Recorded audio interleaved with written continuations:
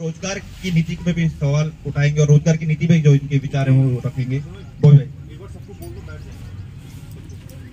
ठीक है बैठिए सुन लेंगे ना, सुन लीजिए कोई नहीं हो जाएगा भाई।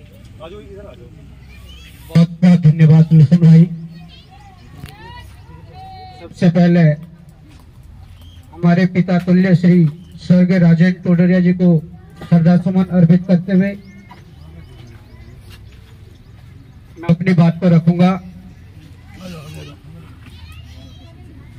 आज हमारे बीच भले ही स्वर्गीय श्री राजेंद्र टोडरिया जी नहीं है, परंतु हमने जितना उन्हें पढ़ा और जितना समझा, तो मैं देख सकता था कि जो लुसन भाई किताब की बात करते थे कि रास्ता इधर है, मैंने भी उस किताब को थोड़ा बहुत 2-3 साल पहले पढ़ा था। जो उत्तराखंड में आज घटनाएं घटित हो रही हैं, जो उत्तराखंड में आज पलायन हो रहा है, जो उत्तराखंड के पहाड़ी क्षेत्रों में आज जहां जनगणना करने अगर जाओ तो मनुष्य की जगह जहां बंदरों की और सूअरों की जनगणना हो रही है, वो उस किताब में तब लिख दिया गया था हमारे राजेंद्र टोडरिया जी द्वारा। तो आप जान सकते हैं कि उनका व्यक्तित्व क्या था, वो किस प्रकार के उनका व्यक्तित्व था, उनकी दूरगामी सोच क्या थी, तो आप इससे अंदाजा लगा सकते हैं। इंसान देखिए, अगर इस धरती पर अगर जन्म लिया है तो ऐसा होता है कि इंसान को जाना भी है। उन्होंने अपना काम वो करके गए, परंतु आज हमारे साथ अपने सुपुत्र श्री लुसन टोडरिया जी को छोड़ के गए। अगर हम राजेंद्र टोडरिया जी से नहीं मिल पाए, उनको नहीं देख पाए, पर उनके ही जैसा उनका सुपुत्र आज हमारे बीच में है, जो लंबे समय से हमारे साथ कंधे से कंधे मिलाकर, कदम से कदम मिलाकर चल रहे हैं और हमारी उत्तराखंड के जो भी मुद्दे हैं, जो भी जनहित के मुद्दे हैं, उन पर लड़ाई लड़ रहे हैं। वो चाहे मुद्दा बेरोजगारी का हो, मुद्दा चाहे मूल निवास का हो, मुद्दा चाहे भू कानून का हो। और आज जो परिकल्पना कर रहे हैं, जो विचार कर रहे हैं, उसमें लुसन भाई ने कहा उत्तराखंड स्टूडेंट फेडरेशन जो है वो कह रहे हैं कि हम एक जो नीति अभियान शुरू करना चाहते हैं। बहुत अच्छी बात है। जो विचार हम सब युवाओं के मन में आया है, जो उत्तराखंड के लिए नीतियां होनी चाहिए। अगर हमारा पूरे भारतवर्ष में हमारा उत्तराखंड अगर अलग रूप में दिखाई देता है, भौगोलिक आधार पर, सांस्कृतिक आधार पर, तो उसके लिए अलग नीतियां भी होनी चाहिए। अगर लंबे समय से भू कानून की मांग हो रही है तो यहाँ जरूरत है भू कानून की। अगर लंबे समय से यहाँ मूल निवास की बात हो रही है, यहाँ जरूरत है मूल निवास की। अगर बेरोजगारी पर और जो रोजगार देने के लिए जो लड़ाई है, अगर इसके लिए हमारे आंदोलनकारियों ने, हमारे जो बुजुर्ग हैं, हमारे जो पूर्वज हैं, उन्होंने अगर रोजगार देने के लिए, पलायन रोकने के लिए यहाँ पर एक अलग राज्य की मांग की और अलग राज्य लड़कर लिया, तो उनकी बात होनी चाहिए। पर आज वो दूर दूर तक नहीं दिखाई देता। अब दुख तब होता है। अगर उत्तराखंड की लड़ाई में रोजगार और पलायन की बात हुई थी, तो आज कहाँ तुम्हारी पलायन नीति है, कहाँ रोजगार नीति? बात उन नीतियों पर होनी चाहिए।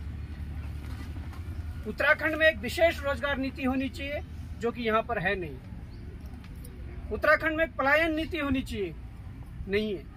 उत्तराखंड में एक युवा नीति होनी चाहिए, जो कि यहाँ नहीं है। उत्तराखंड में एक महिला नीति होनी चाहिए, जो कि यहाँ नहीं है। उत्तराखंड में जल नीति होनी चाहिए, यहाँ नहीं है। उत्तराखंड में जंगल नीति होनी चाहिए, वन नीति जिसे हम कहेंगे, वो होनी चाहिए, वो नहीं है। किस आधार पर इस प्रदेश को चलाना चाहते हैं? इस प्रदेश की जो परिकल्पना थी, मुझे नहीं लगता वो साकार होते हुए दिख रही है। दूर दूर तक नहीं दिखाई दे रही है। पर मुझे अब थोड़ा खुशी इस बात की होती है कि कम से कम अब युवा जाग चुका है। उन्हें जगाने में 22 वर्ष जरूर लगे होंगे, परंतु 22 वर्षों बाद यदि युवा जागा है, तो हम ये भी जान सकते हैं कि ये जो हमें परिणाम मिलने वाले हैं बड़े सुखद होंगे, यदि युवाओं ने इस लड़ाई को लड़ लिया। मैं कहना चाहता हूं उत्तराखंड के ही एक क्षेत्र में चक्राता पड़ता है, वहां पर धारा 371 लागू है। वहां पर कोई बाहर का व्यक्ति जमीन नहीं खरीद सकता है। तो क्या पूरे उत्तराखंड में ये नीति लागू नहीं होनी चाहिए? हो सकती है, होनी चाहिए। अगर उत्तराखंड को बचाना है, अगर भू कानून की मांग हो रही है, अच्छी बात है, परंतु अगर ये कहें कि उत्तराखंड के अंदर ही चक्राता के तर्ज पर हमें पूरे उत्तराखंड में ये 371 लागू कर दीजिए, तो भू कानून की जरूरत ही नहीं है। वो अपने आप ही चक्राता में अगर बाहर के लोग जमीन को नहीं खरीद पा रहे, तो अगर उस नीति को लागू कर दिया तो मुझे नहीं लगता कि यहाँ पर कोई बाहर का जो हमारी जो संस्कृति के साथ जो अटैक कर रहा है, जो हमारी भौगोलिक स्थिति जो अलग है उस पर अटैक कर रहा है, तो वो नहीं हो पाएगा।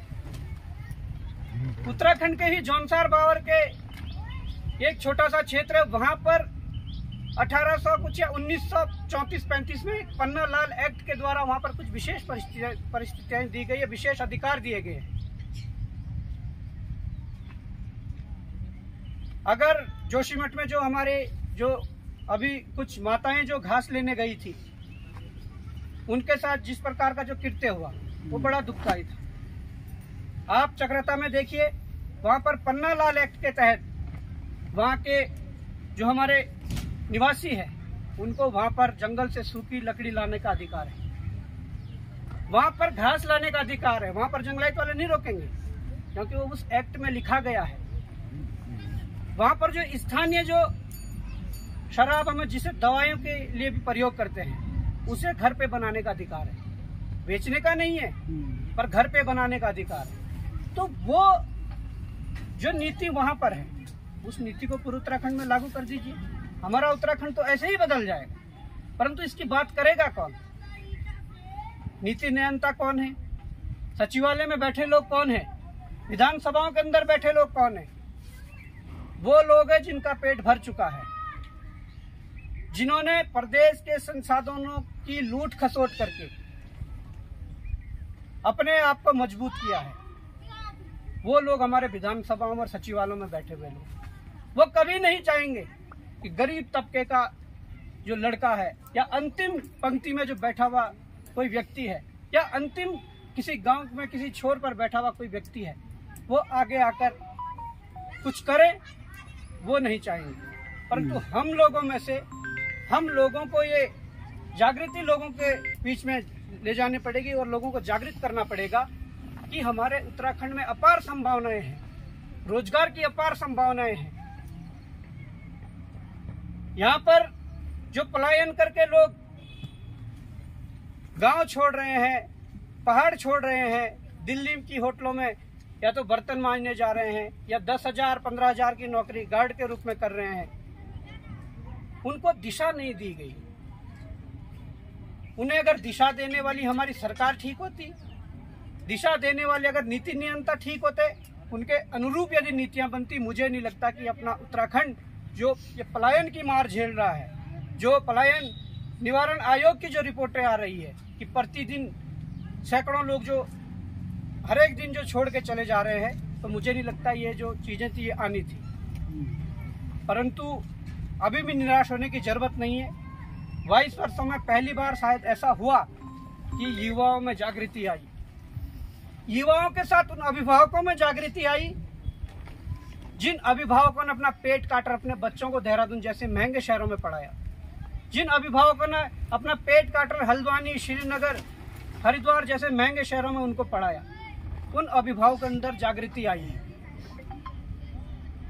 हमारा ये कर्तव्य है कि हम प्रदेश के जन जन तक पहुंचे, अपनी इस जागृति को वहां तक ले जाएं और उन्हें जागृत करें कि हमारे साथ जो हो रहा है, प्रदेश वासियों के साथ जो हो रहा है, उत्तराखंड वासियों के साथ जो हो रहा है, वो बिल्कुल भी ठीक नहीं हो रहा है। अपने अधिकारों को, अपने हकों को पहचानना पड़ेगा।